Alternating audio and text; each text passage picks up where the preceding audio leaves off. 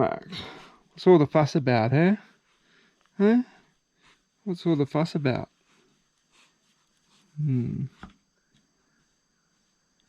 So today we've cut a whole bunch of branches off these trees going down the driveway that were causing problems for cars coming in. So that's a good job to get done.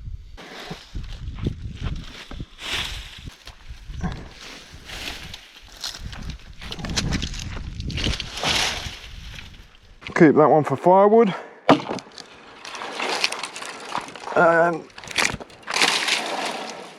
bonfire.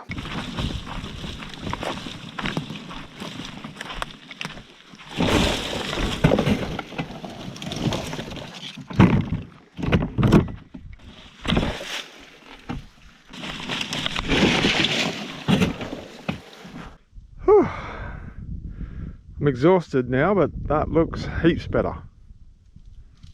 So day 3 of our self-isolation and still no symptoms. Everything seems to be going pretty good. I did actually start sneezing for a little while there.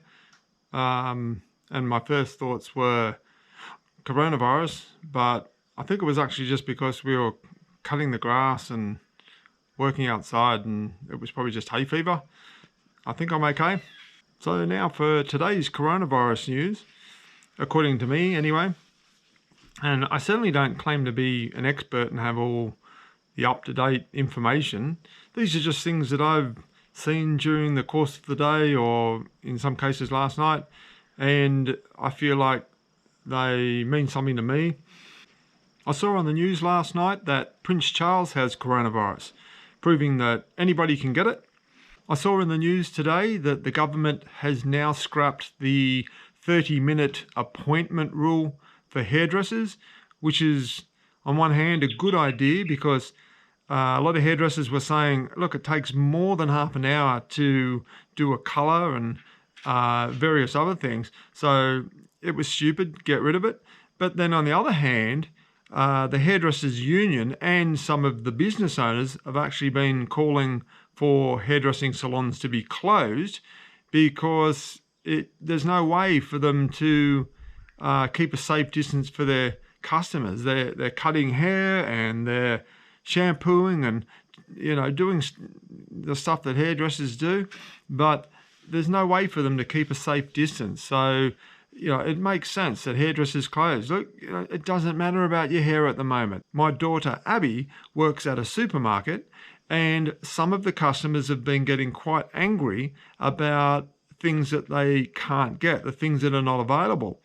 So much so that the supermarket has had to hire security guards to stand near the cashiers in case customers get too aggressive. If they do, they're out and they can't buy anything. So that's a pretty extreme measure.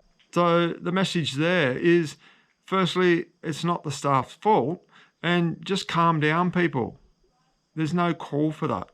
Looking at the stats again, it shows now that coronavirus cases has jumped up to 468,000 worldwide, which is a massive jump overnight, and deaths are up to 21,180. In Australia, the number of cases is up to 2,676 overnight. That's a massive jump, and the total deaths is now 11.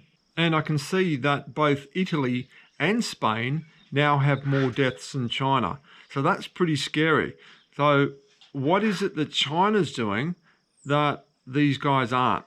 And cases in the USA are growing so rapidly that it may take over as the epicenter for COVID-19.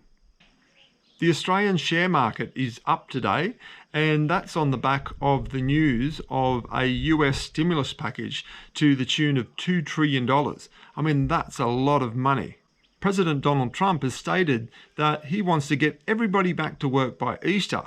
He's such a narcissist that he seems to put his re-election chances in front of the health of the entire nation. He says that the stimulus package will help us get over this rough patch. I also saw on the news today that Virgin Australia has stood down 80% of its workforce. That's 8,000 people who are now unemployed. Qantas has stood down 5,000. Flight Centre, it looks like 6,000 people are out of a job. and multiple companies are reporting huge numbers of workers being laid off. I spent a couple of hours today online trying to find out what help was available to us, and I didn't really get anywhere today, so I'll try again tomorrow. Until then, stay calm and carry on.